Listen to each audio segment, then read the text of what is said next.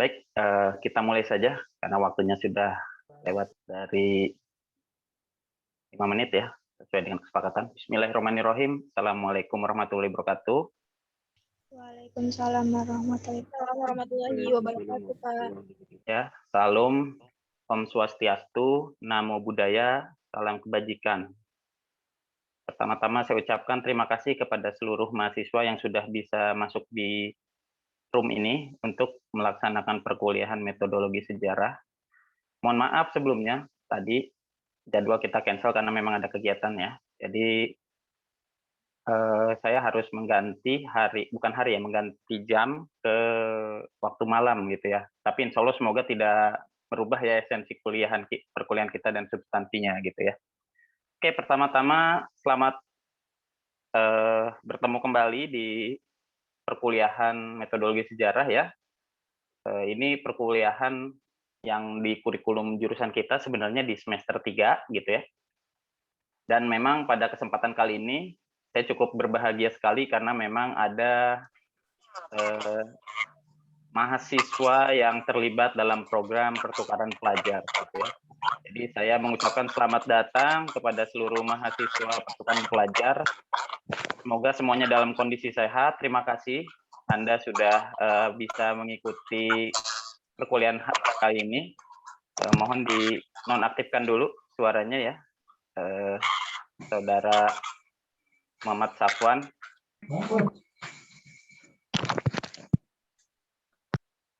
Baik, terima kasih. Ya, kepada mahasiswa pertukaran pelajar saya ucapkan selamat bergabung dan selamat datang di dalam mata kuliah metodologi sejarah ya. Terima kasih sudah berkenan hadir dan insya Allah Anda juga akan menjadi mahasiswa yang akan mengampu pada mata kuliah ini dalam kurun waktu 1 semester ke depan. Izinkan saya memperkenalkan diri dahulu, mungkin tidak asing bagi jurusan pendidikan sejarah Untirta gitu ya, tapi mungkin bagi rekan-rekan yang baru bergabung di pertukaran pelajar. Nama saya Rikja Paujan, saya kebetulan bertugas sebagai salah satu pengajar di jurusan pendidikan sejarah Universitas Sultan Ageng Tirtayasa. Dan ini juga pengalaman pertama saya mengampu mata kuliah metodologi sejarah yang kebetulan terdaftar sebagai mata kuliah di dalam kampus Merdeka atau Merdeka Belajar gitu. Oleh karena itu, saya mengucapkan terima kasih kepada seluruh mahasiswa yang telah memilih mata kuliah ini, mengingat mata kuliah ini sangat memiliki substansi yang sangat penting dalam proses nantinya Anda mengkaji penelitian sejarah gitu ya. Karena memang bagi rekan-rekan yang notabene disiplin ilmunya pendidikan sejarah dan ilmu sejarah, mau tidak mau gitu ya, mata kuliah ini menjadi salah satu mata kuliah inti di dalam kurikulum kita gitu ya. Mungkin kalau kita mengikuti dari beberapa forum perguruan tinggi, khususnya pendidikan sejarah dan ilmu sejarah, mungkin kalau di pendidikan sejarah itu ada P3SI gitu ya. Kemudian kalau di ilmu sejarah ada PPSI, saya yakin setiap kurikulum yang diciptakan atau yang disusun di prodi Anda pasti mencantumkan mata kuliah ini sebagai mata kuliah inti gitu ya. Entah itu di semester 5, entah itu di semester 3 gitu ya. Tapi kebetulan kalau di jurusan pendidikan sejarah itu mata kuliah ini ada di semester 3. Mungkin lebih awal gitu ya diberikannya karena memang mengingat arti pentingnya gitu ya mengenai mata kuliah ini bagi pengembangan kompetensi Anda selaku pendidik sejarah dan sejarawan gitu. Baik, kemudian apa yang harus saya sampaikan nanti akan saya bahas dulu mengenai orientasi perkuliahan. Tapi sebelum kita memulai perkuliahan kita, mungkin ada baiknya kita seperti kata pepatah gitu ya, tak kenal maka tak sayang gitu ya. Kalau nggak kenal kita nggak bisa menyayangi orang tersebut.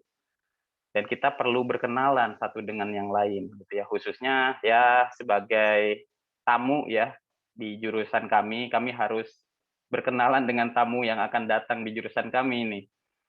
Dan mungkin teman-teman mahasiswa di jurusan kami juga ingin tahu gitu ya, teman-teman di jurusan lain juga seperti apa gitu ya. Kemudian ya mungkin ada hal-hal yang mau ditanyakan nanti mungkin bisa dilanjut di dalam forum yang lain tapinya ya.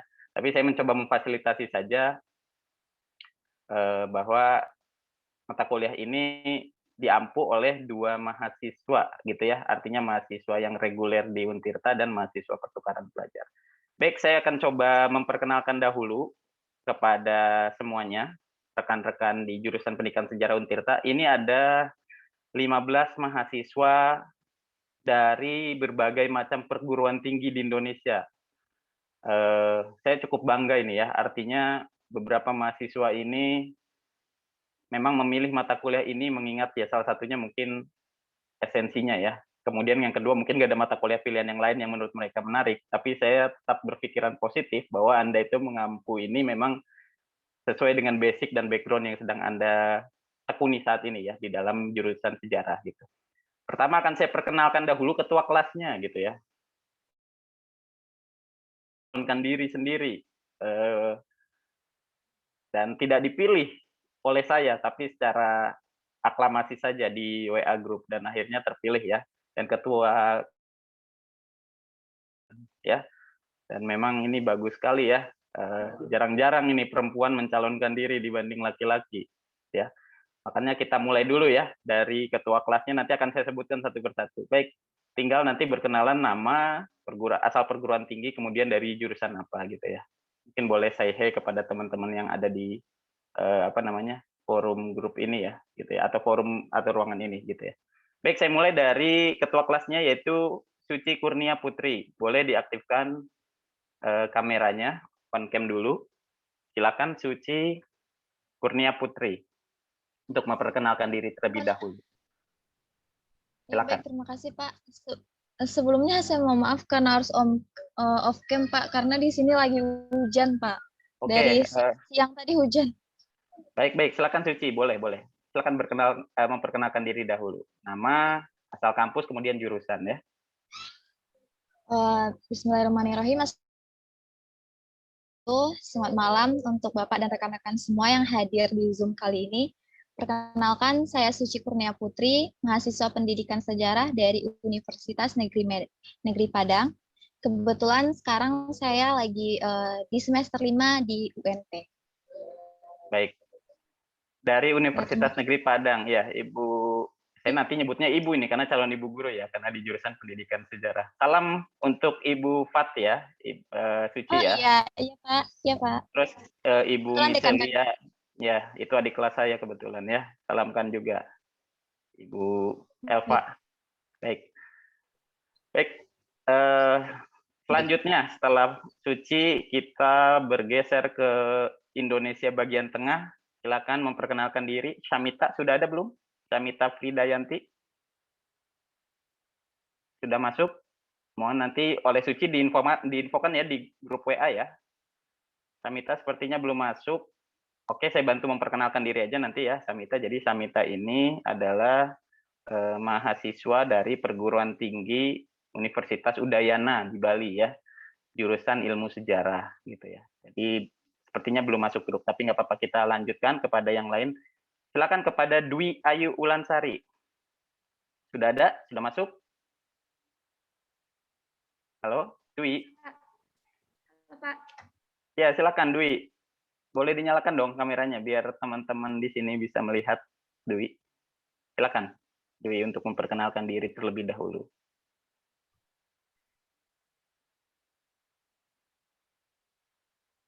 Halo, selamat malam. Perkenalkan, saya Dwi Ayu Ulansari. Saya dari Universitas Negeri Makassar, Prodi Pendidikan Sejarah Angkatan 2019. Salam kenal semuanya. Ya, salam kenal Dwi. Iya, Pak. Terima kasih jauh-jauh dari Indonesia Timur. Akhirnya kita bisa bersilaturahmi di mata kuliah ini ya. Semoga selalu sehat di sana, jauh dari bahaya apapun ya, lancar pokoknya perkuliahannya.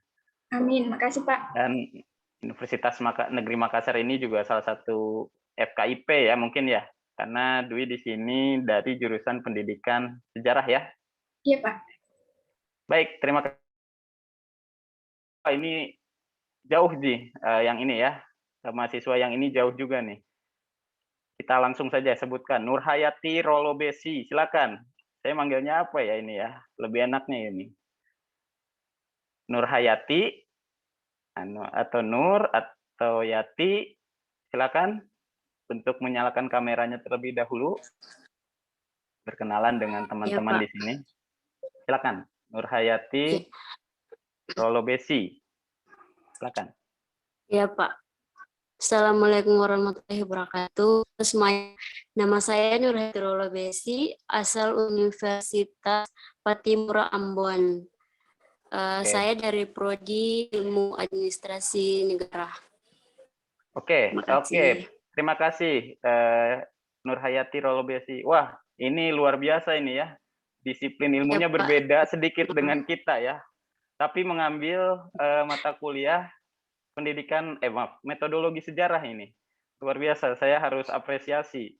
Tapi semoga nanti mata kuliah ini dapat membantu Nurhayati ya dalam proses penyusunan skripsi ya. Khususnya dengan tema-tema yang berkenaan dengan mungkin kalau administrasi negara mungkin yang berkenaan dengan sejarah pemerintahan atau ilmu-ilmu pemerintahan ya, atau kajian tentang historis ke level sana gitu ya. Semoga bisa bermanfaat nanti perkuliahannya di kampusnya. Terima kasih kepada Nurhayati. Selanjutnya nomor 5 Septiana Ardian Wahyuning Tias.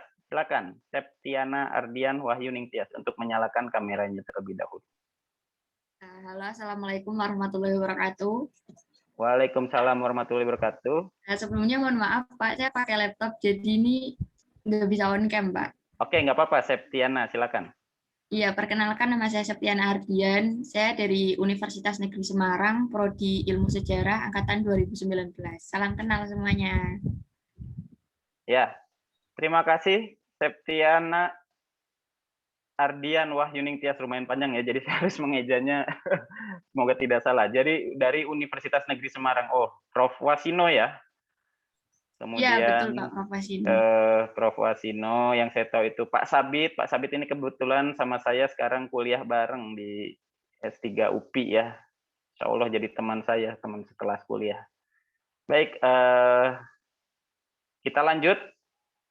Kemudian Yuda Ariwinata. Silakan. Assalamualaikum warahmatullahi wabarakatuh. Selamat malam semuanya. Perkenalkan, saya Yuda Ariwinata dari Universitas Negeri Padang, jurusan Pendidikan Sejarah, tahun masuk 2019, sama dengan Mufti dan Suci Kurnia, Pak. Terima kasih. Ya, terima kasih Yuda atas perkenalannya ya. Dari Universitas Negeri Padang, mungkin tadi sama salamnya ya kepada rekan-rekan dosen di sana, Ibu Fat, kemudian Ibu Elva, dan rekan-rekan dosen yang lainnya. Terima kasih. Oke, selanjutnya Eva Nikmatul Rizky. Sudah hadir? Ya, sudah Pak. Ya, Eva, Assalamualaikum silakan. warahmatullahi wabarakatuh. Waalaikumsalam, silakan dinyalakan. Saya Eva Nikmatul. Dinyalakan ya. Sudah. Sudah. Oh, di saya nggak kelihatan ya. Ya udah nggak apa-apa Eva, silakan dilanjutkan saja.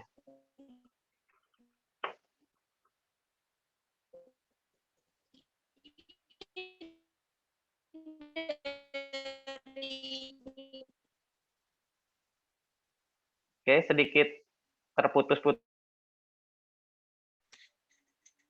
Dari Universitas saya Eva Nikmatul Rizky dari Universitas Angkatan 2019. Baik, terima kasih Eva dari Eva Nikmatul Rizky ya, Iya. Universitas Udayana Bali dari Ilmu Oke. Sejarah Iya, angkatan 19. Nikmatul Rizky, Universitas Udayana, jurusan Ilmu Sejarah. Terima kasih sudah memperkenalkan diri ya. Indonesia bagian tengah ini, dari Bali. Terima kasih. Kemudian selanjutnya adalah, ini masih banyak ya yang harus saya absen, karena memang nanti setelah perkenalan ini saya nggak akan memperkenalkan kembali. Silakan Anda tinggal masing-masing berkenalan secara virtual ya. Karena ini momentumnya memang hanya sekali untuk memperkenalkan Anda semua. Jadi saya harap Anda semua mau mencoba untuk sharing dan caring ya kalau saya sebut ya, berbagi dan saling menjaga lah antar satu dengan yang lain. Kita lanjutkan kepada Anissa Nurfadila, silakan. Sudah ada? Anissa? Sudah masuk? Oke, sepertinya masih belum masuk ya. Anissa Nurfadila, baik. Saya coba perkenalkan Anissa Nur Fadila, dari perguruan tingginya adalah Universitas Udayana, sejarah. Oh iya, itu ada sedikit berita itu, bahwa ada kendala sinyal di Bali ya. Tidak apa-apa, terima kasih ya. Insya Allah nanti akan kami fasilitasi, semoga ya. Ini ada recordingnya ya, sepertinya merekam, nanti bisa diputar atau di-share kembali gitu ya, dalam bentuk link, semoga bisa di-upload. Baik, kita lanjutkan. Setelah Anissa, Aulia Nisa Zahro, silakan. Aulia Nisa Azahro. Untuk membuka kameranya. Oh, sedikit gelap ya? Iya, di sini sedikit gelap, mohon maaf ya Pak. Iya, nggak apa-apa, silakan. Ya, baik. Perkenalkan, nama saya Aulia Nisa Azahro, biasa dipanggil Aulia atau Uli, rekan-rekan saya biasa memanggil Uli. Saya dari Universitas Negeri Yogyakarta, asal saya dari Kota Salatiga, Jawa Tengah. Gitu Pak. Salam kenal semua, terima kasih Pak. Iya, terima kasih Aulia, luar biasa ya. Banyak juga ya, ada yang Yogyakarta. Kita itu sering ya, kalau KKL itu kayaknya kita pasti ke sana itu ya. Kemungkinan besar gitu ya untuk bersilaturahmi. Salam kepada Ibu Kaprodi, masih Ibu ini enggak? Atau sudah ganti? Budiah Pak. Budiah masih Budiah, maksudnya masih Budiah? Sudah ganti Pak Zulkarnain. Budiah oh, udah sekarang Pak Zul. jadi dekan. Oh iya. Ya, selamatlah ya untuk Budiah. Saya ucapkan salam kepada Budiah ya. Terima kasih. Baik, Aulia. Kemudian berikutnya Winda Sintawangi Butar-Butar. Wah, dari namanya kita sudah pasti tahu ini dari kampus mana. Silakan Winda untuk memperkenalkan diri. Belum kedengaran. Speakernya masih ditutup. Silakan Winda. Selamat malam semuanya. Selamat malam Pak. Perkenalkan, nama saya Winda Butar-Butar dari Universitas Negeri Medan, Prodi Pendidikan Sejarah. Ya, terima kasih. Terima kasih Winda sudah memperkenalkan diri. Saya yakin pasti dari Medan karena ada marganya di belakang ya. Iya, baik, Pak. Semoga bisa ini ya, lancar mengikuti perkuliahan ini, kemudian studinya tepat waktu ya selesainya. Amin. Baik, kemudian lanjut. Sudah dari barat, kita kembali lagi ke timur ini. Isda Julfani Ode. Silakan, Isda. Saya harus tahu ini. Isda ini ada nggak? Halo, Isda? Oke, sepertinya Isda belum ini ya, karena saya belum tahu ini. Isda ini laki-laki atau perempuan. Takut saya salah menyebut ya. Tapi Isda ini dari Universitas Hasanuddin, Unhas ya. Prodi Ilmu Sejarah. Saya bantu memperkenalkan diri. Baik, selanjutnya adalah Anindita Amanda Putri. Silakan, Anindita.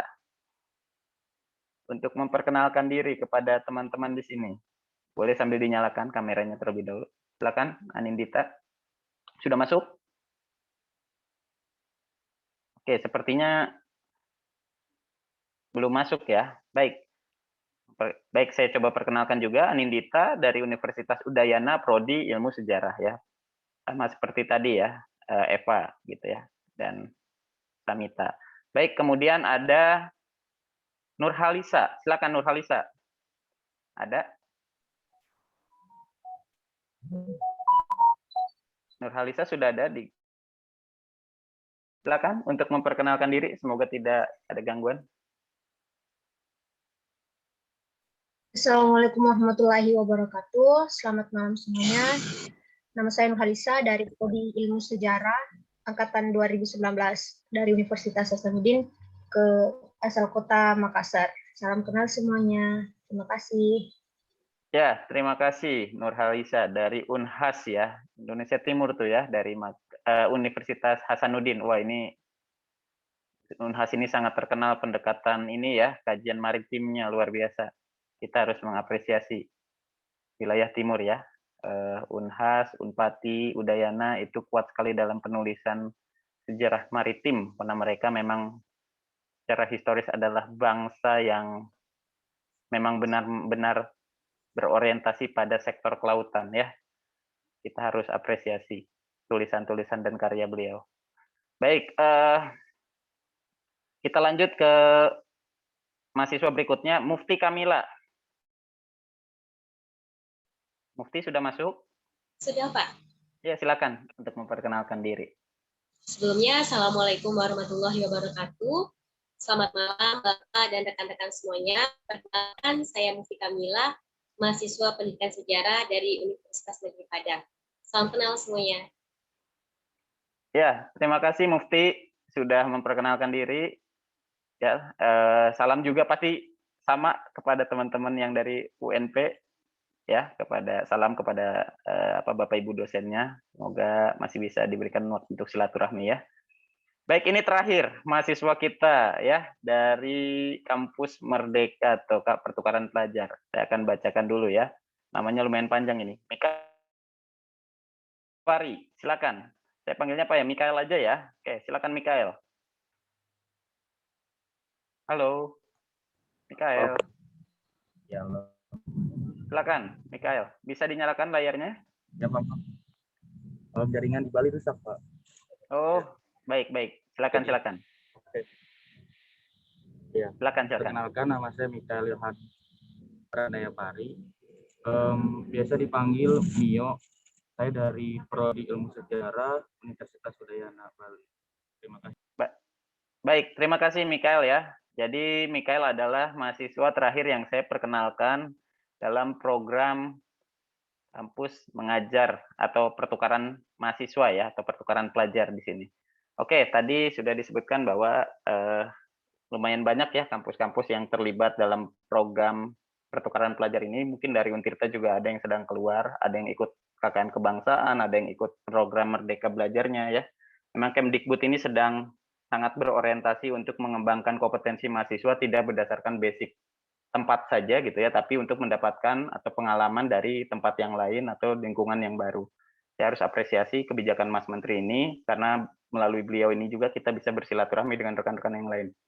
Baik, mungkin perkenalan saya cukupkan. Kita sudah mulai masuk ke orientasi perkuliahan kita, insya Allah yang akan kita laksanakan kurang lebih sampai bulan Desember ya, kemungkinan besar gitu ya, Desember awal gitu ya. Karena memang sesuai dengan jadwal itu kita ada 16 pertemuan. Di pertemuan ke-8 itu ada UTS dan UAS. Oh, mungkin sambil ini ya, sambil saya slide PowerPoint ya supaya lebih ini ya. Supaya lebih supaya lebih mudah saya menjelaskannya mengenai ini. Tapi PS untuk kampus atau pertukaran pelajar sudah saya simpan di Spada Dikti ya. Jadi sudah terdokumentasikan di sana. Untuk mahasiswa yang di Untirta, RPS tinggal nanti saya kirimkan melalui PJ atau kita menggunakan Spada Untirta. Jadi beda ya.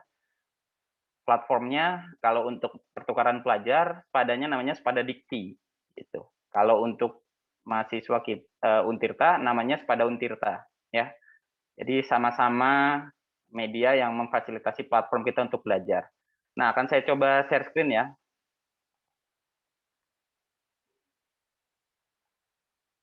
Sudah terlihat belum share screen saya?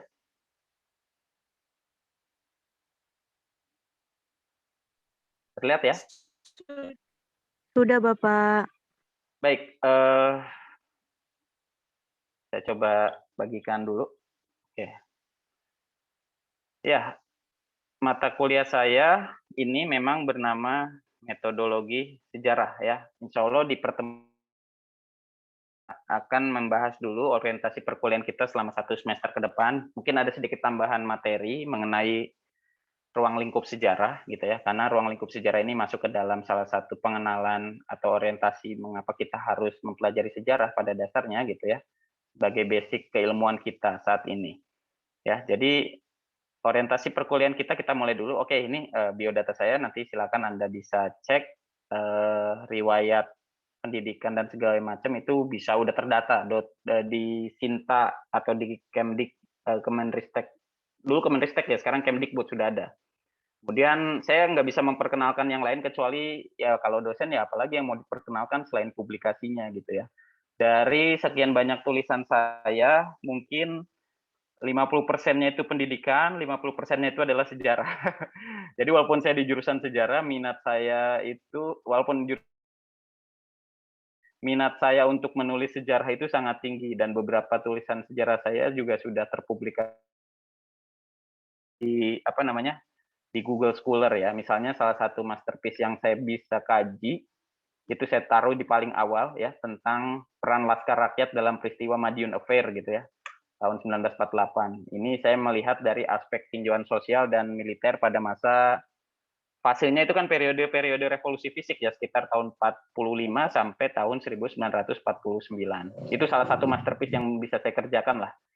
Mungkin ada beberapa yang lain yang konteksnya itu lebih ke sejarah lokal. Mungkin nanti kita akan membahas ya hal itu ya. Dan historiografi sejarah seperti apa saja. Baik, untuk apalagi ya? Ya mungkin kontak sudah sebagian punya, email ya itu sudah terdata tekja.faujan@untirta.ac.id, bisa menggunakan email yang itu email instansi ya. Yang satu lagi email pribadi faujan.historian@gmail.com. Untuk basic pendidikan S1 Universitas Pendidikan Indonesia, S2 Universitas Pendidikan Indonesia, S3 masih baru terdaftar sebagai mahasiswa baru. Jadi belum resmi gitu ya sebagai mahasiswa S3 baru mau ikutan sama seperti Anda baru mau masuk kuliah gitu ya. Kita lanjut deskripsi mata kuliah terlebih dahulu gitu ya. Untuk yang lain bisa sambil dicek melalui RPS-nya, tapi saya nggak akan membahas sekaligus RPS itu. Saya akan mencoba deskripsikan sedikit saja gitu ya di RPS itu apa saja poin-poin penting terhadap mata kuliah ini. Pertama, mata kuliah ini kan memberikan dasar kemampuan tentang ilmu sejarah kepada mahasiswa, mencakup tahap-tahap penelitian sejarah yang sifatnya sinkronis dan diakronis. Mungkin konsep itu sudah dibahas berkali-kali di dalam mata kuliah pengantar ilmu sejarah atau dasar-dasar sejarah gitu ya. Nah, itu bagian yang sangat terintegral terhadap substansi atau konten materi kita gitu ya. Kenapa? Karena memang tahap-tahap penelitian sejarah itu menurut unsur sejarah memang kan hanya unsur sejarah itu terbagi menjadi 3 ya. Ada manusia, ada ruang, dan waktu. Ketika penulisan sejarah itu terdokumentasikan secara kronologis atau secara urutan waktu, ya kita sebut itu secara diakronis gitu ya. Konsep berpikirnya itu diakronis.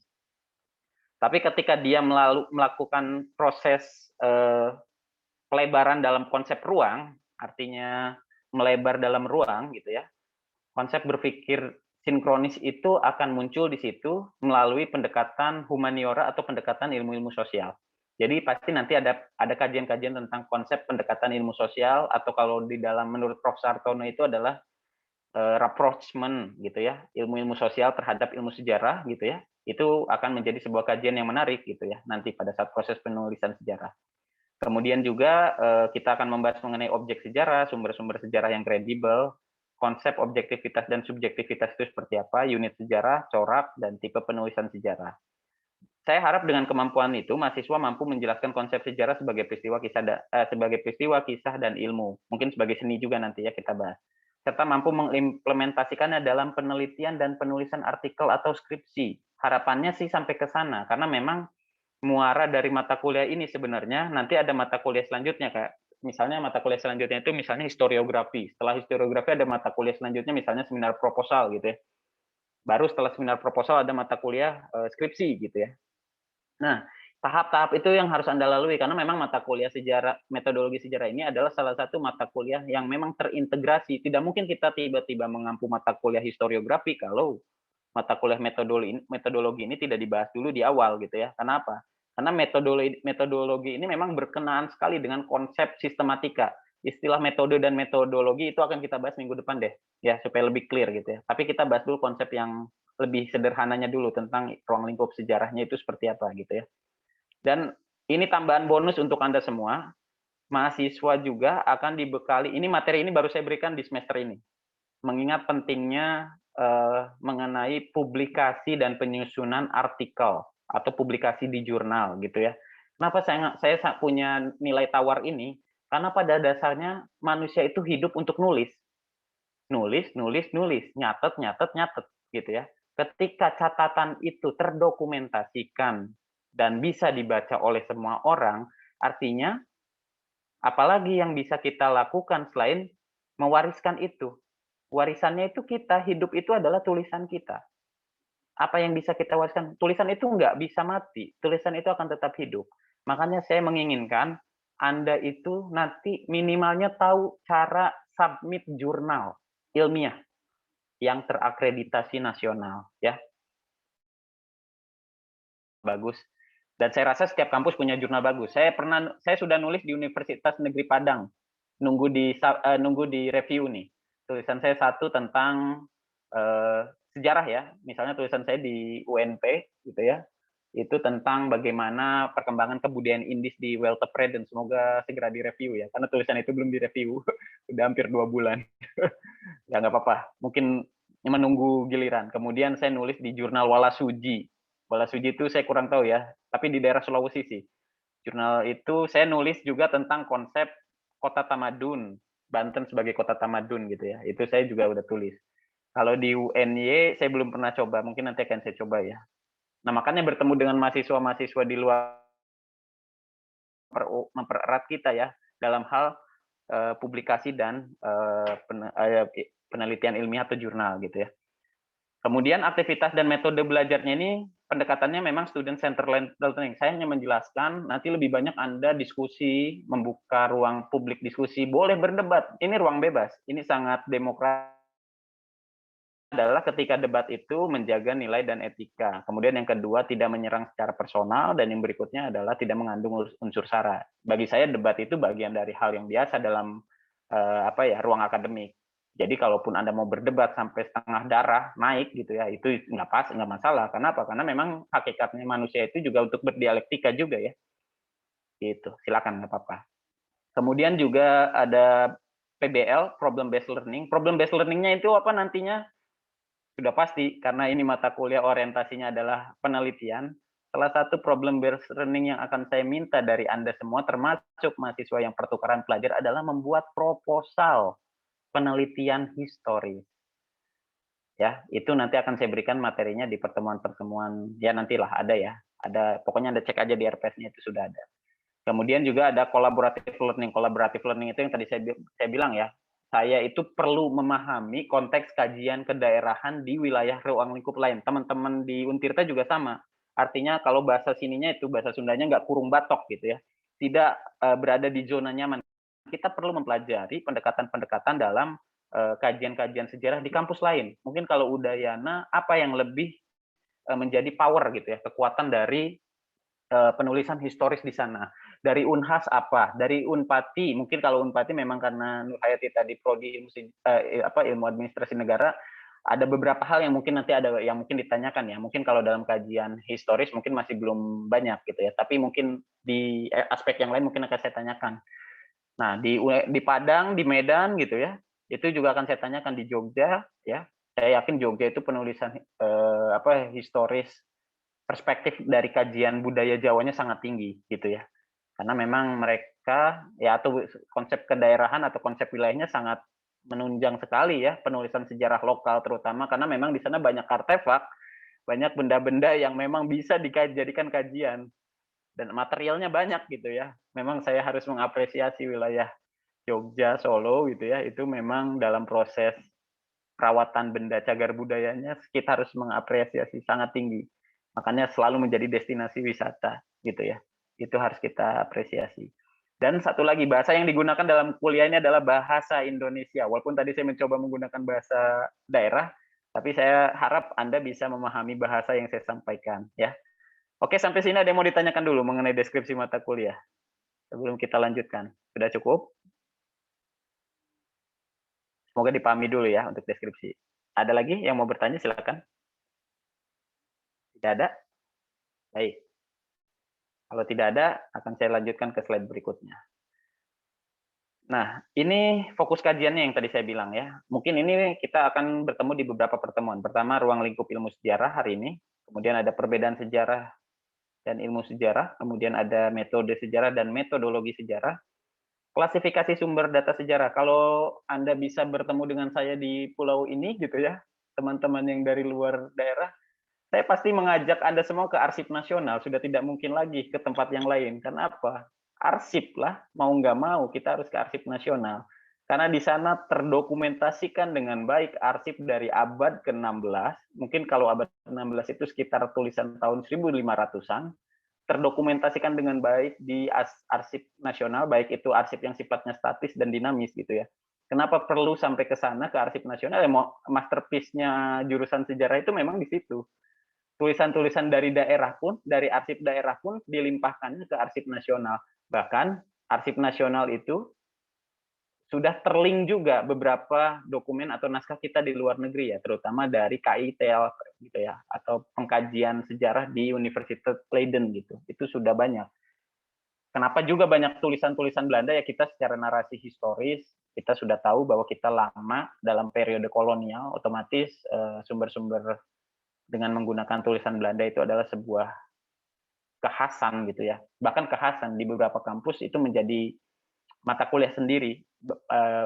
Mata kuliah itu bisa berjudulnya bahasa Belanda atau bahasa sumber gitu ya. Karena mungkin di dalamnya ada beberapa ilmu bantu seperti filologi dan sebagainya gitu. Kemudian ada wawancara dan tradisi lisan sebagai alternatif sumber sejarah. Ini yang paling jarang terekspos juga ini. Orang itu kadang-kadang hanya berpikiran mengenai sumber sejarah itu adalah material yang sifatnya terlihat. Kalau nggak benda ya tulisan gitu. Padahal gitu ya, untuk masyarakat Indonesia yang notabene masyarakatnya itu masih meta ini ya, kalau saya sebut itu pendekatan teologis dan mitologisnya sangat tinggi gitu ya. Tradisi lisan ini adalah salah satu sumber alternatif yang bisa digunakan untuk mengkonstruk peristiwa sejarah itu. Nanti akan saya bahas satu persatu ya, jenis tradisi lisan seperti apa. Kemudian setelah tahap pengumpulan sumber gitu ya, atau heuristik, kita ke tahap kritik, interpretasi, kemudian historiografi gitu. Kemudian ada model pendekatan, kemudian juga ada pendekatan ilmu sosial dalam kajian sejarah, kemudian ada ragam dan bentuk penulisan sejarah, ada outline penelitian sejarah gitu ya. Mungkin outline itu hampir sebagian besar maknanya hampir sama lah. Artinya paradigma, susunan dan sistematisnya nggak berubah mungkin ya. Tapi mungkin dari konteks pengkajiannya nanti akan sedikit berbeda. Tapi nggak apa-apa. Yang penting kan sistematikanya masih sesuai dengan kaidah-kaidah keilmuan kita gitu ya. Kemudian proposal sesuai objek penelitiannya, dan yang terakhir adalah jurnal dan publikasi ilmiah. Lanjut ke slide berikutnya. Wah, kita sudah mulai masuk. Tapi sebelum ke sana kita akan coba tanyakan dulu ya kepada teman-teman yang di pertukaran pelajar, kira-kira sudah sampai ininya ya, maksudnya saya menjelaskan tidak terlalu cepat ya, karena saya yakin mahasiswa di jurusan saya berusaha mengimbangi sebenarnya. Nah, Anda bagaimana kira-kira, apa saya terlalu cepat? Kalau terlalu cepat nanti saya akan lebih slow untuk menjelaskan materinya.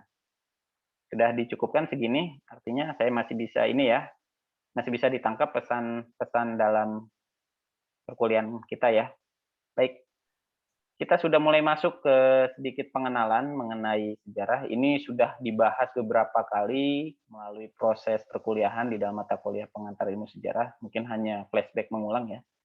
Jadi mengenai asal kata sejarah, mungkin kalau saya sebut di tiap daerah itu punya pendekatan daerah nama sejarah itu. Misalnya gini, kalau di sejarah itu bahasa Jawa itu lebih ke sebutannya babad misalnya gitu. Kalau di bahasa Sunda sasakala. Kalau di Padang mungkin apa? Tambo, Nambo gitu ya. Saya nggak tahu nih kalau di Padang ya. Sebut istilah-istilah itu. Tambo atau Nambo ya. Iya. Baik. Jadi ini istilah-istilah yang ada di setiap daerah. Nggak tahu nih kalau di Bali apa, kalau di apa namanya? Ini karena berkenan dengan bahasa daerah, saya belum begitu paham ya. Kemudian kalau di Medan apa? Istilah penyebutan sejarah itu apa gitu ya. Kemudian kalau di Maluku, kemudian di Sulawesi apa gitu ya. Nah, itu harus menjadi pengenalan ya. Nanti bisa berceritalah Anda semua di forum ini ya, setelah saya berikan kesempatan.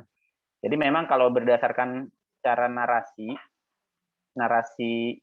kata gitu ya, itu sejarah itu dari bahasa Arab ya, sejarotun gitu. Artinya pohon kayu atau keturunan atau asal usul atau silsilah. Sebenarnya gini, bukan karena faktor penjelasan tentang konsep pohonnya, bukan, tapi mengenai bagaimana proses apa ya, kalau saya sebut itu pohon itu tidak terbentuk langsung besar gitu ya, tapi dia itu bertahap step by step seperti sejarah ya. Karena di sejarah itu kita mengenal istilah kausalitas. Kausalitas itu kalau kita sebut adalah hubungan sebab akibat antara satu dengan yang lain, gitu ya. Peristiwa yang satu dengan peristiwa yang lain. Bisa jadi satu peristiwa yang terjadi hari ini adalah dampak yang terjadi akibat 2 tahun sebelumnya, gitu. Atau peristiwa hari ini nanti akan mempengaruhi roda di masa yang akan datang, atau peristiwa yang akan terjadi di masa selanjutnya.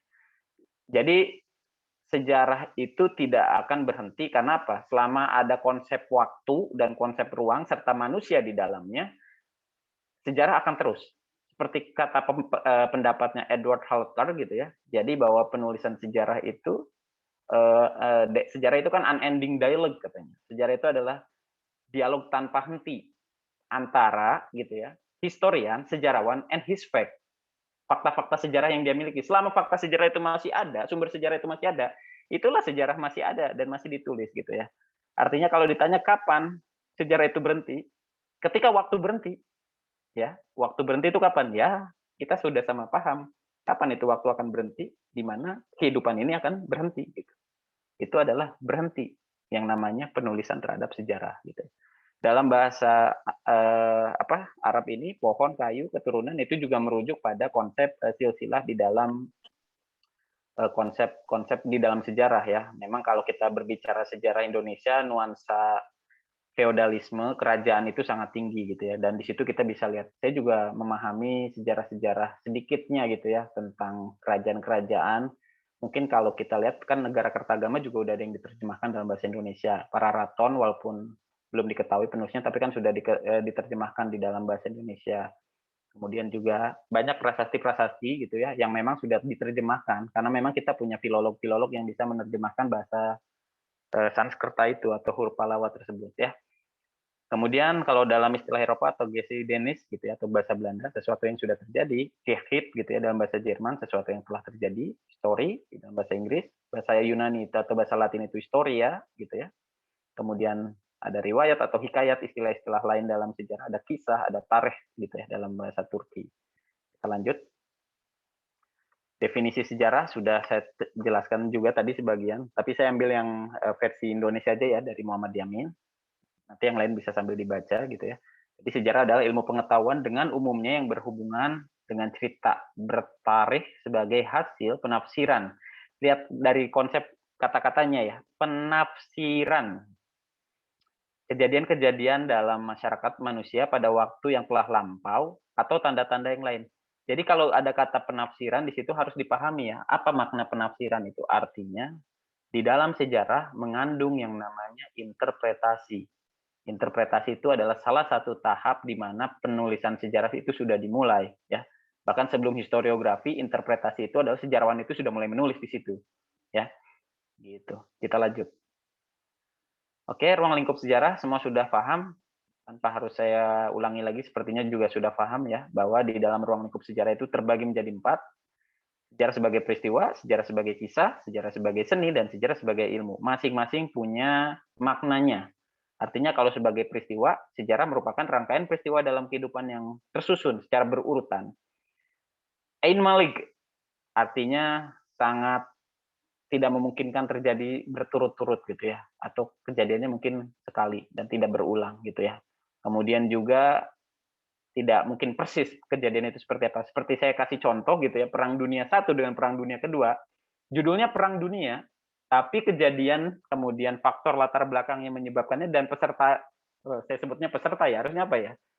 Elemen yang terlibat, seolah itu daftar ingin perang gitu. Tapi elemen yang terlibat di dalamnya. Kalau di Perang Dunia I misalnya, sampel saja, kenapa berbeda dengan Perang Dunia Kedua? Alasan logisnya itu karena apa? Karena terjadi apa ya? Kalau saya sebut itu peperangan dalam konteks karena awalnya itu kan masalah etnis sebenarnya kalau di Perang Dunia I. Karena apa? Karena memang pada waktu itu hal yang melatar belakanginya adalah salah satunya terbunuhnya Pangeran Franz Ferdinand misalnya gitu. Karena alasan faktor politis etnis, bangsa Serbia pengen lepas dari penguasaan Austria. Sebenarnya negara-negara itu tidak akan ikut berperang sebenarnya ketika tidak terjadi faktor aliansi gitu. Dan memang pada waktu di Perang Dunia I, Turki masih terlibat sebagai negara superpower pada waktu itu ya. Tapi di Perang Dunia Kedua, Turki sudah tidak terlibat lagi di dalam Perang Dunia Kedua. Justru Perang Dunia Kedua justru melibatkan negara Asia dan Amerika Serikat gitu ya. Gitu. Makanya di Perang Dunia Kedua sektor Pasifik itu sangat, kalau kita sebut kajian tentang sejarah Pasifik dan perang di kajian tersendiri gitu ya, karena memang ada keterlibatan Jepang di situ sebagai salah satu negara superpower di Asia. Ya itu contoh saja ya perbedaan antara Perang Dunia I dengan Kedua. Kalau kita lihat dari subjek, dari waktu, dari ruang, itu pasti sudah beda tempatnya. Walaupun judulnya Perang Dunia Jilid 1, Jilid 2 gitu ya. Kemudian sejarah sebagai kisah, ini sejarah itu merupakan kisah atau cerita tentang seorang pelaku sejarah. Dapat merupakan riwayat hidup atau autobiografi atau pengalaman dalam suatu peristiwa sejarah. Ingat ya, di dalam peristiwa sejarah itu, sumber sejarah itu kan salah satunya adalah pelaku sejarah. Nah, orang yang terlibat dalam peristiwa sejarah tersebut kita sebut pelaku. Orang yang hanya melihat peristiwa sejarah itu sebagai sebuah pengalaman gitu ya, kita nyebutnya adalah saksi mata saja atau eyewitness gitu ya. Nah, eyewitness ini berbeda dengan pelaku sejarah. Karena apa? Pelaku sejarah itu orang yang memang terlibat langsung di peristiwa itu secara mandiri, secara sadar gitu ya, dan tidak dipaksa, dan dia akhirnya menjadi daftar rujukan untuk menjadi sumber primer atau sumber utama dalam proses pengkajian sejarah. Nah, bagaimana eyewitness? Eyewitness bisa dijadikan sumber primer, bisa dengan catatan dia berada di dalam mengetahui peristiwa tersebut, jalannya peristiwa tersebut, ditambah lagi dia juga memahami bagaimana peristiwa tersebut itu terjadi, ya. Kemudian juga yang paling penting adalah biasanya orang-orang yang diwawancara ini adalah memori kolektifnya terbangun gitu. Masalahnya kalau orang diwawancara dengan usia 80-90 tahun, saya yakin memori kolektifnya sedikit hilang. Makanya harus terdokumentasikan gitu ya melalui proses wawancara itu. Kemudian ada sejarah sebagai seni, karena memang saya sebutkan sejarah sebagai seni karena menganalisis semua fakta yang berkaitan dengan hasil budaya. Nanti kita bahas di pendekatan ilmu sosial sebenarnya ya terhadap ilmu sejarah gitu. Karena apa? Karena saya yakin pengkajian sejarah itu tidak melulu dasarnya historis. Sejarah itu perspektifnya luas. Karena apa? Objek yang ditelitinya bisa bentuknya kebudayaan, bisa bentuknya manusia, ya. Itu kalau pendekatannya ke manusia, itu dua disiplin ilmu itu bisa masuk di situ. Pertama pendekatan sosiologi karena ada istilah struktural di situ ya. Atau struktur di dalam masyarakat Indonesia, kita pasti menggunakan ilmu sosiologi sebagai pendekatan.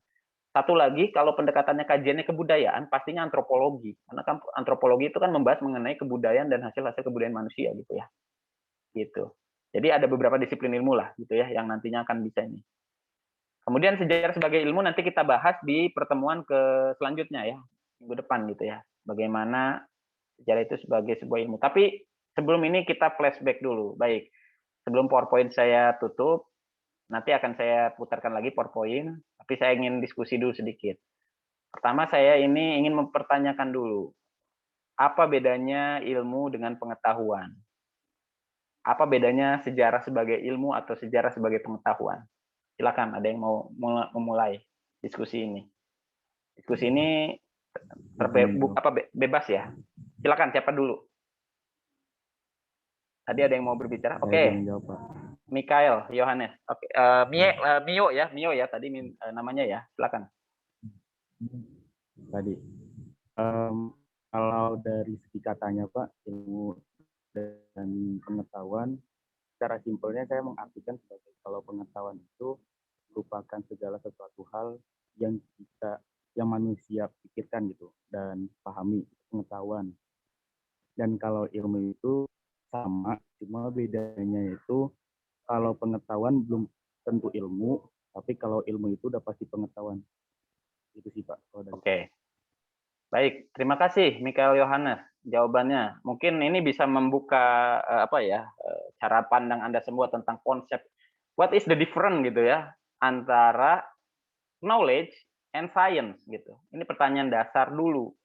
Sejarah sebagai sebuah pengetahuan, sejarah sebagai sebuah ilmu nih. Anda harus tahu dulu ini apa yang membedakan dua konsep itu. Nanti ada pertanyaan selanjutnya nih. Tapi saya harus selesaikan dulu supaya diskusi ini bisa terbuka dua arah ya. Silakan yang lainnya ada yang mau mencoba menanggapi atau mencoba menjawab, silakan. Apa dulu perbedaan antara pengetahuan dengan ilmu? Silakan yang lainnya. Izin menjawab, Pak. Silakan. Siapa? Eva, silakan. Iya. Kalau menurut saya sejarah sebagai ilmu itu yang bisa dibuktikan secara ilmiah. Jadi apapun itu peristiwanya itu bisa disebut sejarah sebagai ilmu.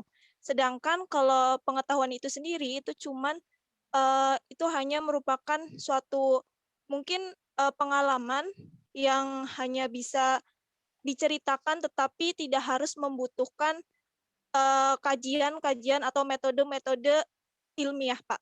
Jadi begitu. Baik, terima kasih Eva atas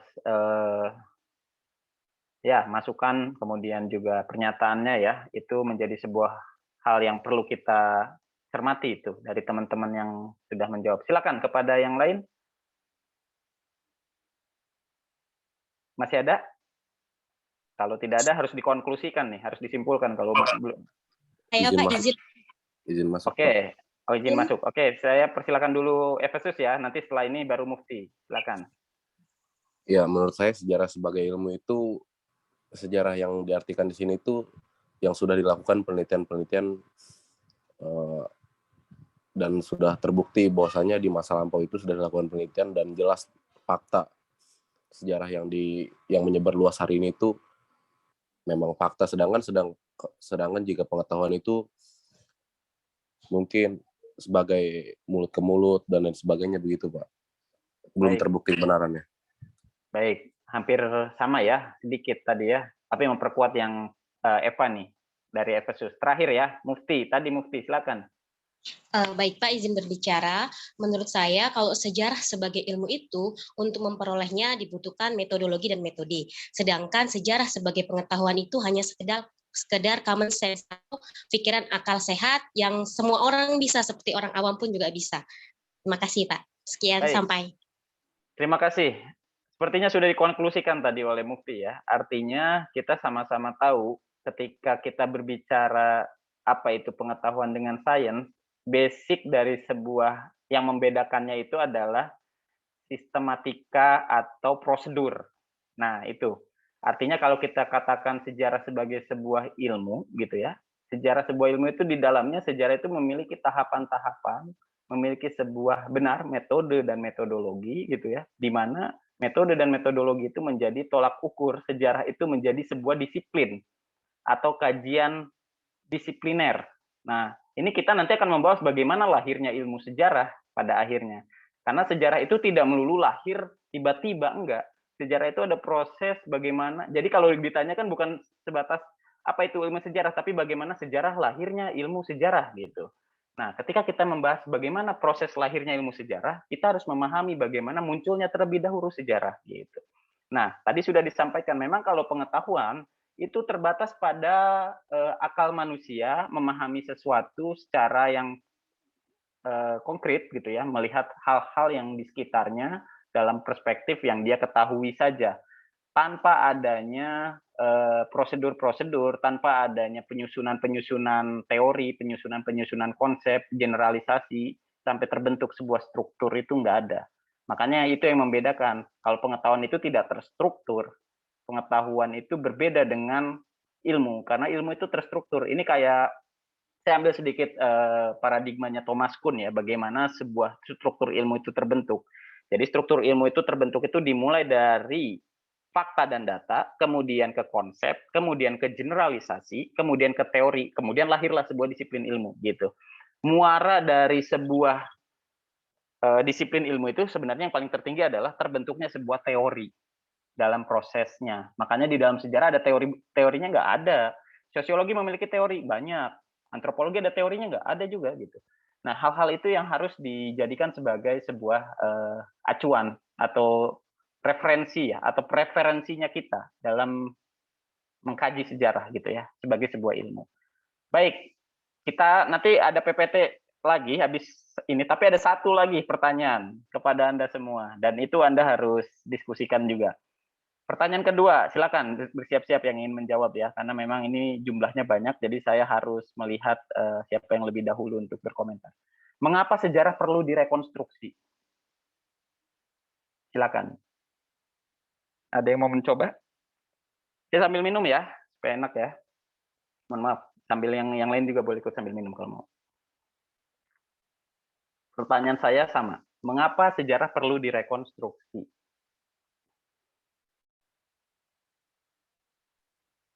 Izin menjawab, Pak. Baik, Eva, silakan.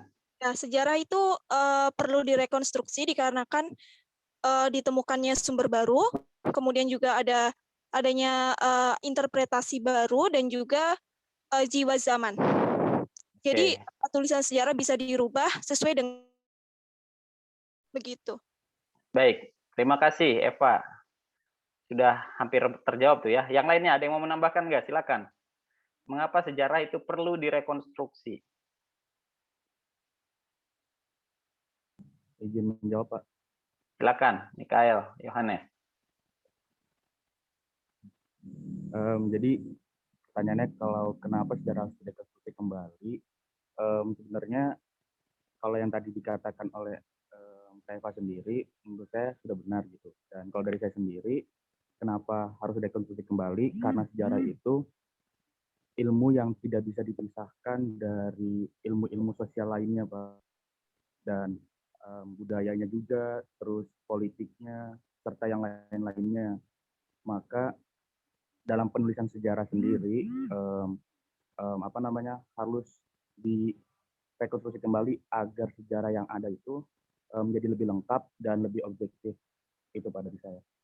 Baik, terima kasih Mikael, Yohanes, dan Eva. Satu lagi, ayo dari jurusan Tirta sejarah, ada yang mau mencoba biar mengkonklusi nih. Oke, silakan.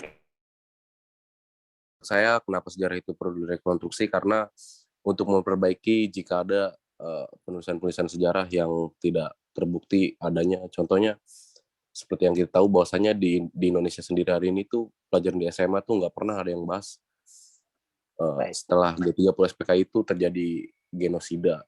Mereka tuh cuma membahas sekedar pada pembantaian jenderal-jenderal saja begitu.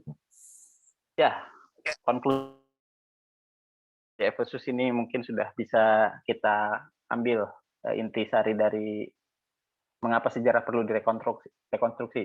Saya kasih sampel sedikit aja. Ini contoh rekonstruksi ya. Tulisan yang tadi saya bilang, publikasi saya tentang keterlibatan Laskar Pejuang atau Laskar Rakyat dalam Median Affair tahun 48 itu. Itu adalah tulisan kelima dari kajian yang sama. Kenapa bisa ada tulisan kelima? Saya itu posisinya kelima loh. Karena memang pendekatan dengan sumber yang saya gunakan berbeda dari 5 jenis yang tadi. Mungkin yang keempat juga berbeda dengan saya, yang ketiga beda dengan saya, yang kedua juga beda dengan saya gitu ya. Apalagi yang pertama, yang memang sumbernya mungkin terbatas gitu ya. Nah, makanya setelah kita lakukan yang namanya proses kajian dengan pendekatan yang berbeda, mengapa perlu dekonstruksi? Karena interpretasi itu menjadi kata kunci. Setiap penulisan sejarah itu memiliki dasar interpretasi yang berbeda-beda dengan sumber yang dimilikinya. Makanya memang saya katakan tadi seperti konsep atau definisi sejarah menurut Edward Hallgard itu kan unending dialogue, artinya dialognya itu nggak berhenti antara historian, sejarawan, and his fact, dengan fakta sejarahnya. Selama itu nggak berhenti, pengkajian dan rekonstruksi itu akan terus berulang. Makanya nanti dalam pendekatan selanjutnya, saya akan menjelaskan ada aliran yang namanya postmodernisme dalam sejarah gitu. Mengapa? Ada rujukannya gitu ya, menggunakan aliran postmo. Karena orang itu sudah mulai meta naratif gitu ya, pengen menulis dengan semaunya dia, seinginnya dia gitu ya, sehingga menghilangkan keilmiahan kadang-kadang ya, lebih kepada subjektivitas di dalam sejarah. Baik gitu. Kita lanjut PowerPoint selanjutnya. Kita ini kuliah mau sampai jam berapa ya? Pertanyaan saya ini juga menjadi dasar karena kita itu di SKS-nya sebenarnya kalau di kampus Merdeka atau di pertukaran pelajar ini SKS-nya ada 3 SKS. Tapi kalau untuk di mahasiswa Untirta, ini memang SKS-nya itu hanya ada 2. Ingat saya 2 apa 3 ya, saya lupa. Nanti tolong dicek lagi ya. Jadi kita tadi sudah memulai jam 7, mungkin nanti kita akan akhiri sekitar jam setengah 9 atau mendekati jam 9 ya, sesuai dengan jumlah SKS. Baik, kita lanjutkan diskusi kita, atau saya coba jelaskan kembali lanjutannya ya, slide yang saya akan sampaikan. Sebentar, slide saya itu tadi. Oh, ini ngulang lagi. Nah, kita sudah sampai di sini. Oke, jadi tadi sejarah sudah terdokumentasikan secara naratif ya, artinya mulai dari definisi, kemudian kenapa sejarah itu perlu ditulis ulang, apa bedanya sejarah dengan pengetahuan gitu ya, artinya sejarah sebagai ilmu dan sejarah sebagai pengetahuan.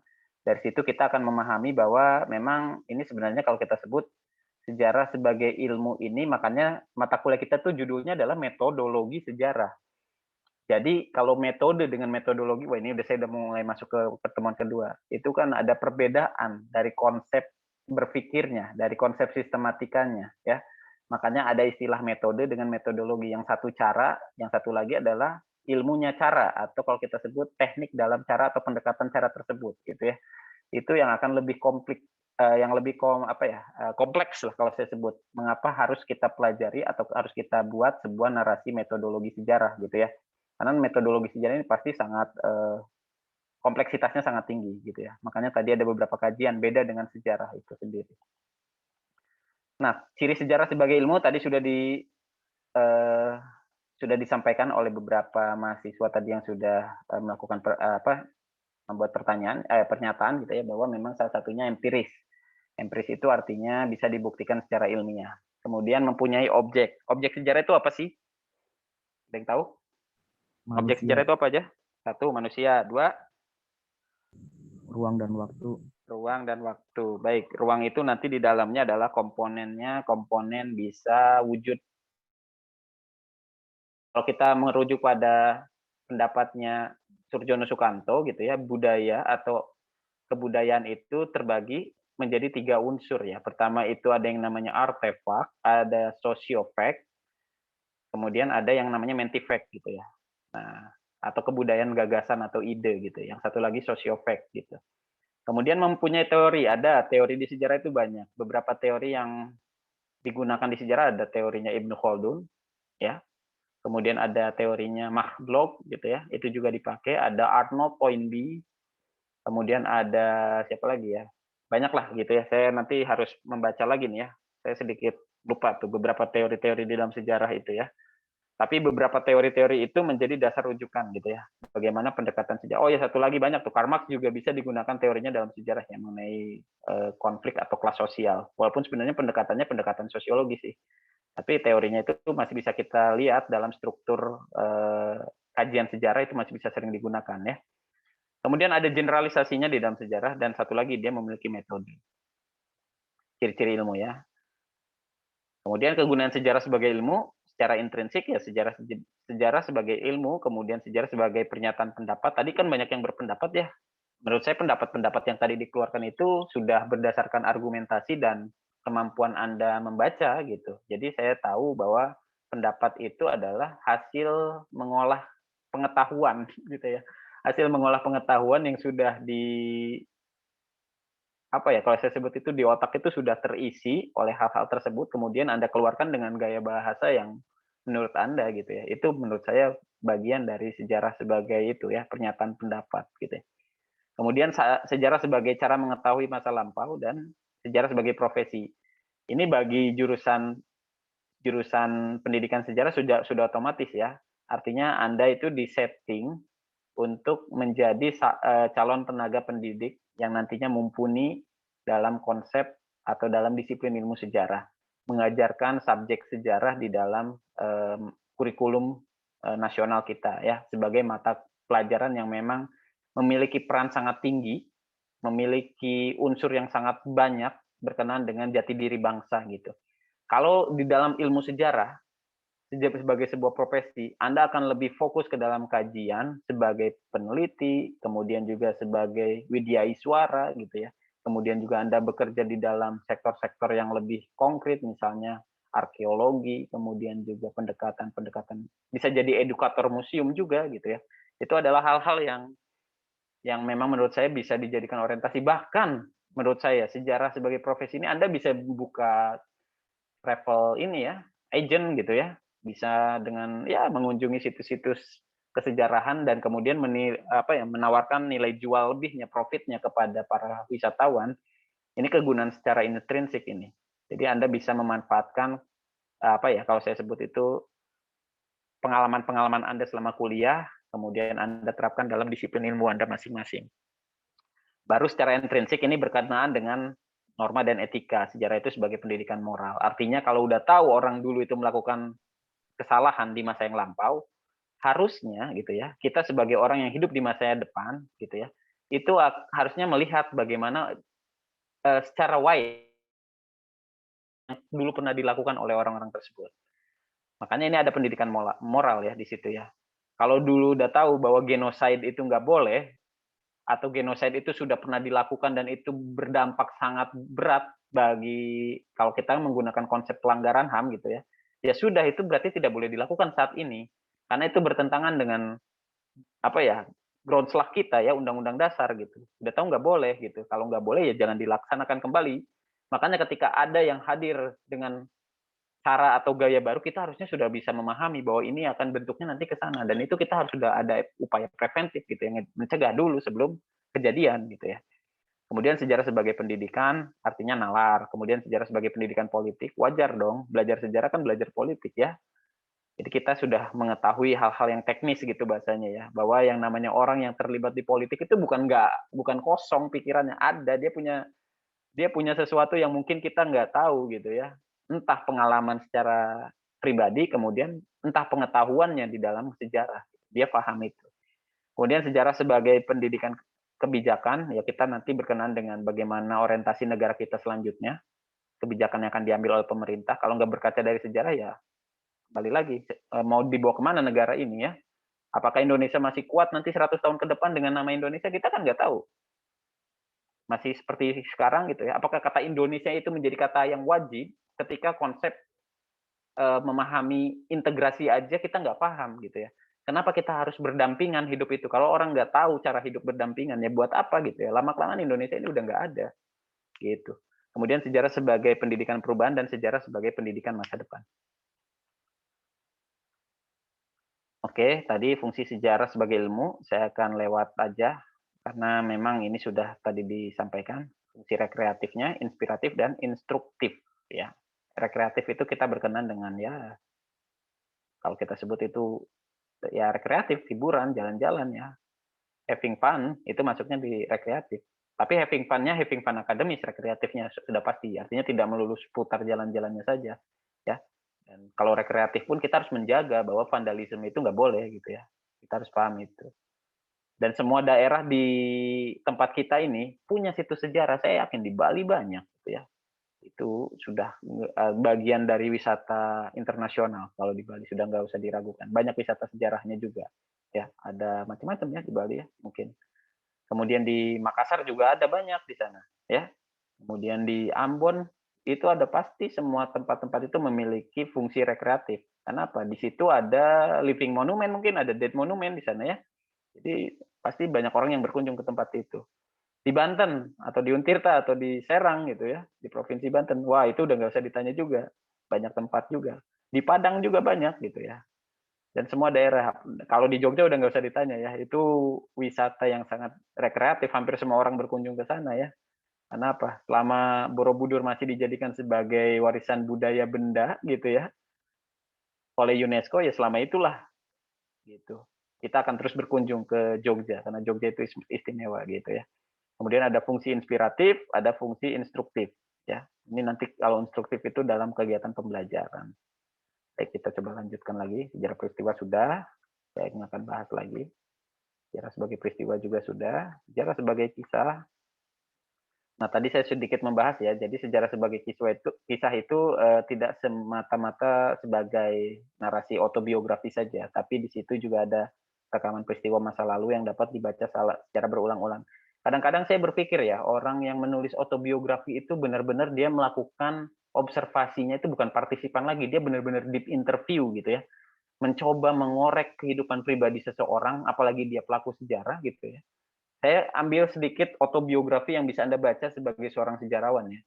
Wawancaranya Cindy Adams kepada Presiden Soekarno pada waktu itu benar-benar, kalau saya sebut ya, sedikit saja narasi di dalamnya itu bahwa dia, Bung Karno, bercerita kepada pers di Amerika Serikat, khususnya Cindy Adams gitu ya, mengenai kehidupan pribadinya yang sangat sensitif gitu, diceritakan ke situ, dan itu mendapatkan sebuah apa ya, artinya luar biasa ya, dari Cornell paper-nya itu, dari Universitas Cornell-nya itu mendapatkan sebuah penghargaan itu karena berhasil mewawancarai tokoh yang memang fenomenal.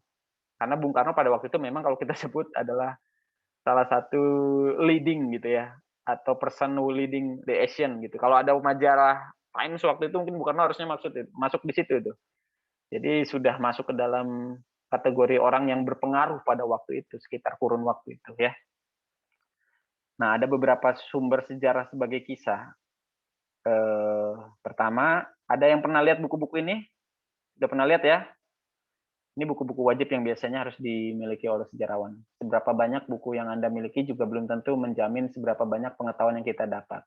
Artinya bukan sebatas masalah bukunya, tapi bagaimana kita mendapatkan informasi dalam buku tersebut, kemudian kita narasikan dengan gaya bahasa kita, dengan pendekatan yang sudah kita ketahui dari referensi dan yang lainnya. Misalnya kalau kita berbicara Asia Tenggara, sudah kita tidak bisa ragukan lagi ya, kepakarannya Profesor Anthony Reid gitu ya. Kajiannya memang sudah fokus di dalam pendekatan bagaimana Asia Tenggara gitu. Bahkan Anthony Reid itu menyebut istilah, bukan Anthony Reid saja ya, sebenarnya ada beberapa gitu ya, yang memang mengkaji tentang Asia Tenggara. Cuma mungkin kalau Anthony Reid lebih pendekatannya lebih modern gitu ya. Mungkin ada George D.G. Hall gitu ya. Ada banyak sih yang menulis tentang Asia Tenggara itu. Tapi saya ambil salah satunya adalah bukunya Anthony Reid. Kemudian ada bukunya Marvin Wycliffe gitu ya, Sejarah Indonesia Modern, seorang Australian tapi menulis sejarah Indonesia dari narasi. Kalau Anda baca bukunya yang pertama tuh yang warna merah tuh ya, terbitan apa itu, Balai Pustaka seingat saya, semoga nggak salah tuh ya. Kalau yang ini kan sudah penerbit Serambi. Nah itu dia narasinya tuh dari tahun 1300 dia tulis itu, walaupun di sini disebutnya 1200 ya. Kemudian ada banyak Racing, bukan 350 tahun dijajah, ini yang menjadi salah satu buku yang menjadi apa ya, masterpiece mengenai terbantahkannya pidato Bung Karno ya pada waktu persiapan Asian Games gitu ya, mengenai pidatonya itu selama 350 tahun. Ternyata enggak seperti itu, bisa dibuktikan secara narasi historis, enggak selama itu 350 tahun. Anda bisa hitungan matematis gitu ya di situ. Dan mungkin tadi itu saya coba masukkan satu, ada kota Yogyakarta tempo dulu gitu ya. Kalau di Banten, nanti Anda bisa berbagi sharing ya, di setiap daerah buku-buku yang pernah, atau buku-buku yang berlatar belakang sejarah lokal yang sudah pernah ditulis dan dia fenomenal di tempat kita. Kalau misalnya di Banten, ada satu buku, penulisnya itu Profesor Sartono Kartodirjo, namanya itu adalah Pemberontakan Petani Banten, dan itu menjadi buku utama dalam pendekatan sejarah dalam aspek kajian multidisipliner gitu. Dan itu kita gunakan sebagai kajian bahwa pada waktu itu kok bisa ya pada waktu itu menulis Prof Sartono itu dengan melakukan pendekatan-pendekatan di luar kekhasan utama gitu ya, yang memang harusnya menggunakan disiplin ilmu bantu sejarah saja gitu ya, tapi dia melebar gitu ya menggunakan disiplin ilmu yang lain. Itu terbentuk sebuah disertasi itu gitu ya. Oke, sejarah sebagai kisah ini nanti akan kita bahas. Sejarah lama, old history, sejarah baru, new history gitu ya. Sejarah lama mengutamakan unsur kejadian, peristiwa kisah serta urutan kejadian. Sejarah baru orientasinya pada masalah. Ya itu dulu lah untuk hari ini ya. Nanti kita lebih banyaknya diskusi dahulu, lebih enak berdiskusi sebenarnya. Bagaimana kajian sejarah selanjutnya. Bertanya atau ada yang ingin melakukan statement atau memberikan kesimpulan terhadap perkuliahan kita hari ini gitu ya. Silakan. Ini forum bebas kita dalam mata kuliah ini ya. Karena nanti setelahnya ya kita masih banyak lagi ya tema-tema lain di dalam mata kuliah kita yang akan kita pelajari. Silakan ada dulu. Ya, komunikasinya dua arah nih, biar nggak dari saya aja. Silakan. Izin bertanya, Pak. Iya, silakan. Siapa? Baik, perkenalkan saya Yuda Ariwinata dari Pertukaran Mahasiswa ya. Ya, silakan Yuda. Jadi begini Pak, ini pertanyaan Yuda terkait dengan teknis perkuliahan ke depannya bagaimana Pak? Apakah kami tetap menggunakan Sepada dan jika memang nanti ada diskusi, apakah ini dimix dengan mahasiswa dari Untirta atau bagaimana? Selanjutnya mengenai mekanisme penilaian dari Bapak ini, kalau boleh tahu, mohon maaf sebelumnya Pak, mungkin bisa dibicarakan. Terima kasih Pak.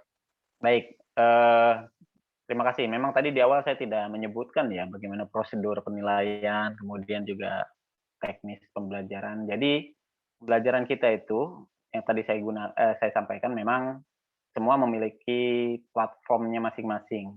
Tidak mungkin bisa bergabung walaupun secara virtual meet-nya kita bisa bersama ya. Artinya untuk mahasiswa pertukaran pelajar itu sudah terdokumentasikan semua di sana. Bahkan evaluasinya nanti saya siapkan pun di situ gitu. Artinya untuk yang pertukaran pelajar sudah pasti akan dibedakan sedikit dengan yang dari jurusan gitu. Kenapa? Karena memang pasti alat evaluasinya beda gitu, tidak mungkin disamakan ya.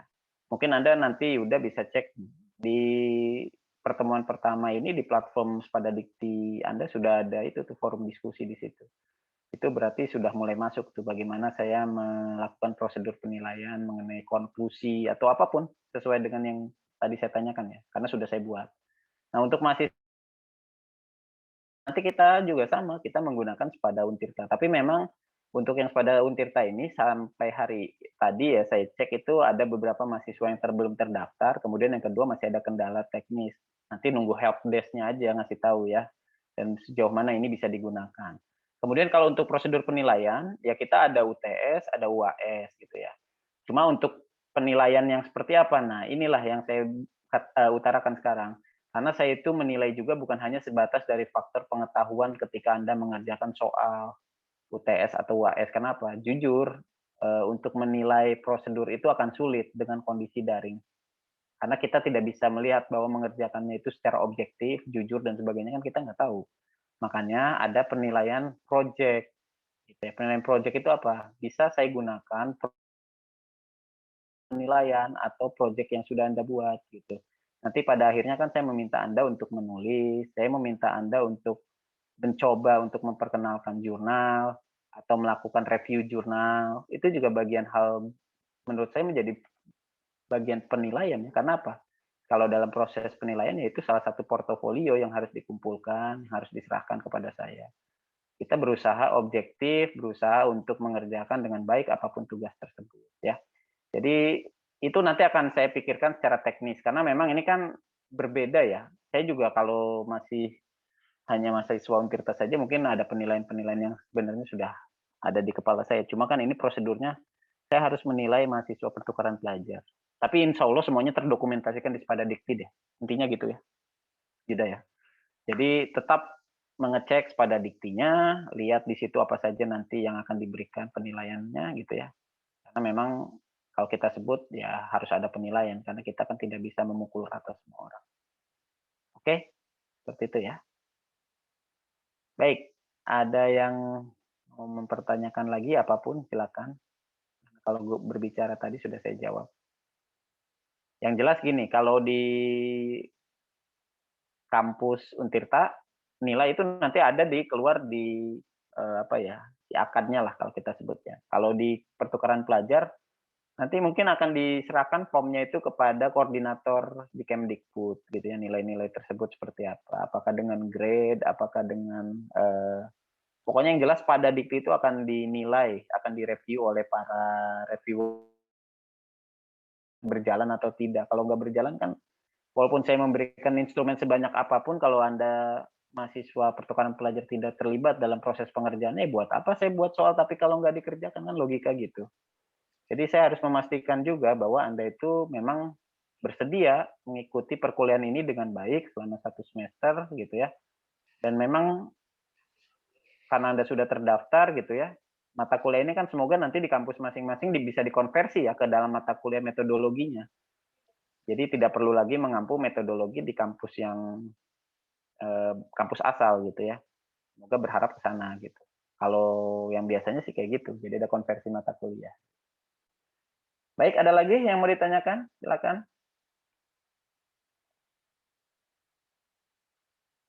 Ada yang mau bertanya? Sudah mulai kehilangan fokus ini di akhir-akhir. Silakan. Bapak izin bertanya mengenai Silakan. perkuliahan juga. Ya, Regina, silakan. Nanti ini dibikin grup WhatsApp enggak, Pak? Kalaupun dibikin, apakah satu angkatan atau bagaimana? Terima kasih. Baik, kalau yang kampus pertukaran pelajar sudah ada grup WhatsApp-nya. Saya juga dimasukkan oleh koordinator di kampus gitu ya. Tiba-tiba sudah masuk di grup itu ya sudah, berarti saya sudah punya. Kalau dengan Anda nggak usah pakai grup WhatsApp sih. Kalau kata saya mah tinggal WA aja ya. Nanti akan saya informasikan apapun di situ. Baik, Pak. Terima kasih. Ya melalui PJ aja, melalui Regina sama tadi siapa satu lagi Aulia ya. Ya itu aja. Mungkin kalau untuk pertukaran pelajar informasi, kalaupun itu sifatnya personal, saya menghubungi ketua kelasnya, ada Suci gitu. Kalau yang lain ya saya share aja di situ dan tidak ada informasi yang ditutup-tutupi lah. Kalau sekarang mah semua juga bisa terbuka padanya. Silakan, ada lagi yang mau ditanyakan mengenai perkuliahan? Jika yang perlu ditanyakan, ya kita bisa menyelesaikan ini kuliah kita hari ini malam ini. Artinya kuliah artinya minggu depan, insya Allah ya, semoga tidak ada kendala lagi ya dalam proses ini. Sesuai jadwal artinya di jam 7.30 tiap Senin ya kuliahannya. Jadi karena opsi sudah dipilih, kemarin itu kan ada opsi 1 ya, yang oleh kampus pertukaran pelajar. Jadi mangga nanti semuanya tinggal masuk di link yang sama, insya Allah tidak berubah gitu ya. Kalaupun ada perubahan pasti saya informasikan ya. Jadi saya harap Anda bisa menyesuaikan. Nah, untuk yang berada di waktu Indonesia bagian tengah atau di bagian timur, silakan disesuaikan aja ya, karena yang digunakannya misalnya jam di sini berapa selisih waktunya. Coba saya mau tanya dulu, Mikael, di Bali ini jam berapa sekarang? Jam 9:30, Pak. 9:30 ya. Oke. Saya tanya dulu, Nur Hayati, Rolo Besi, di Maluku atau di Ambon jam berapa ini sekarang? Di sini Pak jam 10:28. Waduh, berarti selisihnya 2 jam ya, lumayan itu. Oke, yang di Padang Iya, berapa? Pak. Yang di Padang berapa jam ini? Sekarang jam 20.28, Pak. 20.28. Oke, masih sama ya kalau yang di Padang. Baik. Teman-teman yang di Indonesia bagian tengah dan di bagian timur ikut menyesuaikan saja ya. Jadi sesuai dengan jamnya mungkin ya Anda lebih siang sedikit gitu ya. Masuknya selisihnya mungkin 1 jam atau 2 jam. Tapi nggak apa-apa. Ya, jadi silakan Anda menyesuaikan waktu kehadiran sesuai dengan jadwal di daerah masing-masing atau waktu di daerah masing-masing ya. Oke, baik itu saja. Kalau tidak ada lagi yang perlu ditanyakan, saya rasa perkuliahan ini sebagai bahan perkenalan kita semua itu bisa ditutup dan saya harap kita bisa tetap berkomunikasi dengan baik. Apabila ada hal-hal yang memang tidak bisa diutarakan melalui forum ini, Anda bisa yang menghubungi aja. Kalau memang ada hal-hal yang perlu diobrolkan secara pribadi berkenaan dengan apapun ya silakan. Ya, tinggal diobrolkan saja. Kita sharing aja ya. Artinya di sini saya mencoba memfasilitasi, tidak mencoba membedakan antara mahasiswa manapun gitu ya. Silakan semuanya berhak mendapatkan pelayanan yang sama gitu ya. Dan kalaupun ada kekurangan-kekurangan ya mohon dimaafkan karena memang kan hakikatnya kita semua pembelajar gitu. Kalau memang ada kekurangan, ada hal-hal yang memang belum sesuai ya bagusnya sih diingatkan, bukan dijustifikasi gitu ya. Atau di ini gitu. Jadi silakan dikomunikasikan saja dengan baik. Dan apabila ini tidak lagi ada pertanyaan, saya rasa bisa ditutup. Ini sampai ketemu lagi minggu depan. Semoga Anda semua dalam kesehatan ya selama terus-terusan lah dalam periode pandemi ini. Semoga tidak ada lagi penyakit gitu ya, COVID-nya segera beres dan semua bisa normal. Saya berharap Anda sehat semua di sana ya. Ya udah, saya tutup perkuliahan hari ini. Kurang lebihnya mohon maaf. Wabillahi taufik walhidayah. Assalamualaikum warahmatullahi wabarakatuh. Selamat malam semuanya. Salam. Waalaikumsalam. Terima kasih Bapak.